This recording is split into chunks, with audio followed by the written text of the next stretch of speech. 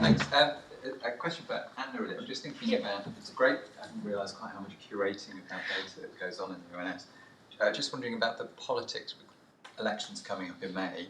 How busy do you get, and how worried are you about ONS stats being used for different interpretations in elections? Okay. So, I think briefly the general thing is that actually during elections, ONS in general actually gets quieter because your government department, so all your comms kind of go shut, right? You don't push anything, those are the rules. No, like, all activity dries down. In terms of use, I think if you take something like migration, quite a lot of it is just making sure that you've got the stuff in place so that when you're in that comm shutdown, that if someone wants to find out how is migration calculated, that we have an explainer that does that now, because we changed the methodology, stuff like that. But there isn't much you can really do in terms of directly addressing it, for very good reasons. Probably we as a statistics regulator get more busy in the elections because we're the ones that are then checking that all the statistics that ONS produce and have made public are being used properly and, as authentically as they should be. Does that ever happen that you find people misusing them and you have to pull them up? We do. we do pull people up. I think we got really involved in the Rishi Sunak £2,000 tax claim in the last election. That was a really big thing. But, actually, surprisingly, you'd expect there to be more misuse, actually, than there really is. But then each election, you just never know what's coming and what the big issues are going to be. As the Gambling Commission found out, it's just different issues are always moving and changing. Okay. But we do intervene on big statistical issues.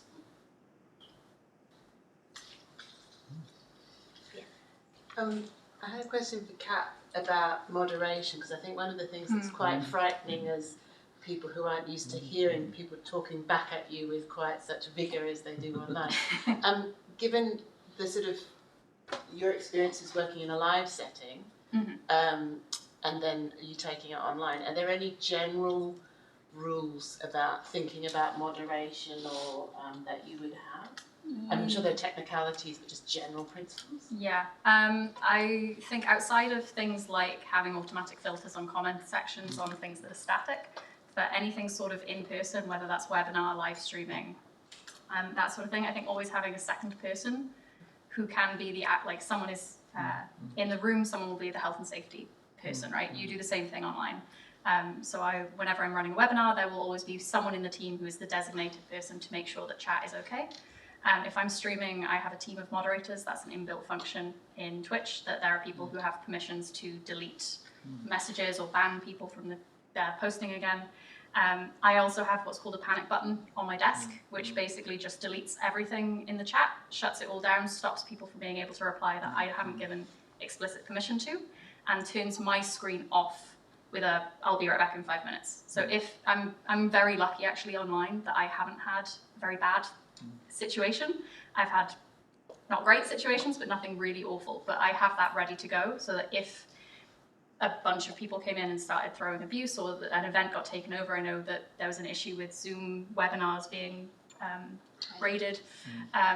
There's just one button I press and I've got everything set up so that just shuts it all down as quick as possible, and then I slowly bring it back once I'm comfortable. But yeah, any sort of equivalent that you can make that you would put in place in person or in another event, seeing if you can have that same thing replicated. Do you use a program for storyboarding? So I just have my notes app, my Remarkable on the side whenever I do that. I am currently obsessed with Notion as a storyboarding app, although I have been potentially swayed to Obsidian for open source reasons. But at the minute, I just work with bullet points. I think there are YouTuber people in the room that might be better to ask that to. Sorry, I feel like Kat's been bombarded here. Well, open to anyone else. But I mean, obviously, I follow the kind of stuff that you post and that you do. How do you come up with new stuff to talk about? Where do your ideas come from? It's about listening and engaging with public interest. And you did the traitors recently. and then the traitors finished. How did you come up with new stuff? Traitors Island just started. So a lot of that is community-led, actually. So one of the things that I do as being part of an online creator is I have a Discord community, which is people that have willingly entered a space that is about me, which is weird.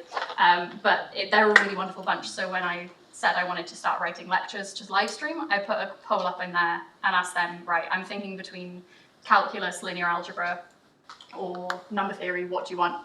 And linear algebra won, so I'm doing that. The traitors is just something I'm passionate about. Spoilers, going to start doing something about the rugby because Wales are going to definitely win the Six Nations this year, I promise. Don't. But it's my own interests and it's other people asking me questions, and then it's just leading into that. If anyone wanted to do a collaboration between interesting questions that people have that have maths answers, and they wanted to make videos about that, I'd be interested in having a conversation. Yeah. So yeah, just responding to whatever's about me. And my most recent talk, actually, my mum asked me a maths question, and I built a show around it. So Cool. And she turned up. And she turned up, yeah. I did the first time of performing it on Monday. It's about how old she is, and yeah, she was in the audience. So Excellent, thank you. This question is to any of you, but I suspect, Anna, this might be most direct to your work. These days, a lot of people, when they're searching on Google or anywhere else, the first results that they get, and a lot of people just use the apps directly, is AI, LLM generated responses. How do you think about how to get your information from your organization,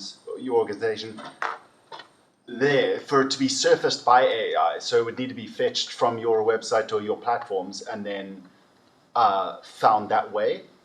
Yeah, so I think what we're doing is just monitoring mostly accuracy on what's being surfaced at the moment, kind of hoping that accuracy will improve. It's really difficult to know exactly how it's going to develop because we're not in control of whatever algorithm Google are being running in their AI thing. So you can watch what works, I guess, and then try and optimize on those lines. But it's very difficult. It's quite slippery. If they're going to change that tomorrow, and it gets better at finding things, then that'll work. I think one thing that we know that would be really beneficial is having probably more structured data. So if you have like more organized data structures, then an AI would be more likely to find it. If you have things with clearer headers, then that's going to make it easier in Google search. So I think probably follow standard best practice and hope it catches up. I have a question for Gillian. We heard from Alan's talk that policy makers trust modelers, and I was wondering whether there's any evidence or scope around social attitudes towards trusting policy makers versus social attitudes towards trusting modelers or researchers, and what those... So I don't think, so the modellers I don't think we've asked with, there's questions around things like trusting scientists and so on. I think some of the least trusted groups are politicians and actually journalists, which is interesting, and some of the, I think scientists come quite high in the kind of who the public trust count. So yeah, it's interesting. Has that changed over time? Do you know? Or? I think it's one of these. I can't recall exactly, but I think the politicians have always been kind of low on the trust. I think journalists have tended to be low on the trust. So, yeah, I think it's not something that changes a huge amount. Slightly ironic though, because it's a bit circular. Like everyone's trusting the scientists, but then they don't trust each other, but they're sort of mutually informed. Yeah. Really interesting. Yeah. Question for you, Suzanne. You said that there's fewer misleading statistics than you would think. What's the prior there? What level would you expect? Well, I guess it's more when we investigate things, we're kind of probably looking for cock-up or conspiracy. So I think that's what I mean by that, in terms of, actually most errors and things that we intervene on aren't deliberately egregious misuse of statistics. They're actually just mistakes. It's government press releases where things aren't, referenced correctly, or numbers are cherry-picked, or numbers are used, we call them sort of naked numbers that are plucked out of a much bigger release and then used, in a way that isn't appropriate. So, I guess that's what I'm referring to. And, that's quite a busy job, sort of keeping on top of all of that and intervening in a, in an even-handed way across kind of all of that misuse or, you know, unintentional misuse.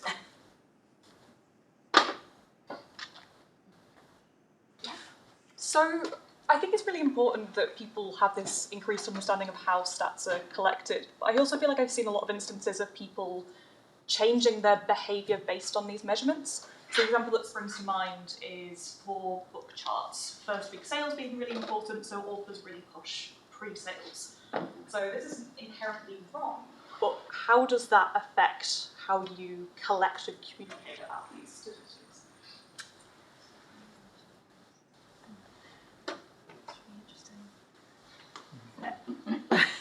You or me, I guess. I don't know. So it's a question. So whether people's behaviour changes in response to evidence about statistics or so.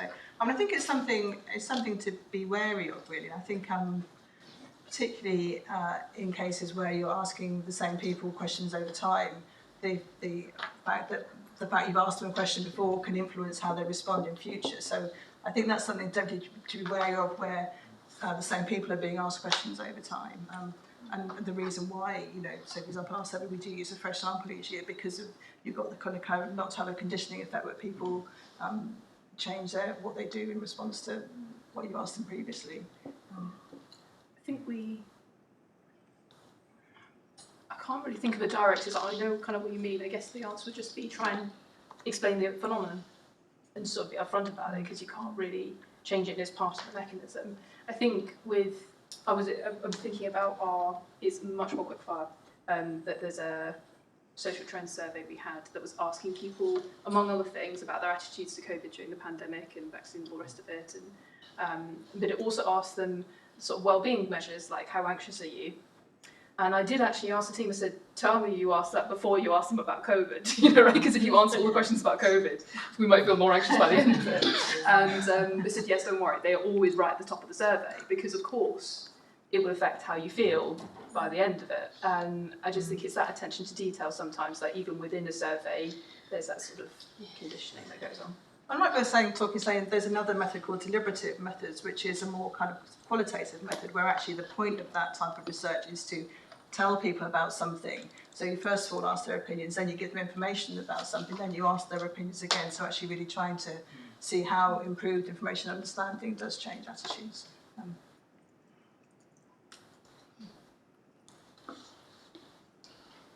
Well, we're over time actually, I think. So we should probably stop there unless anybody's got like a last burning question that they have to ask. No, I think we're there. Great. Thank you.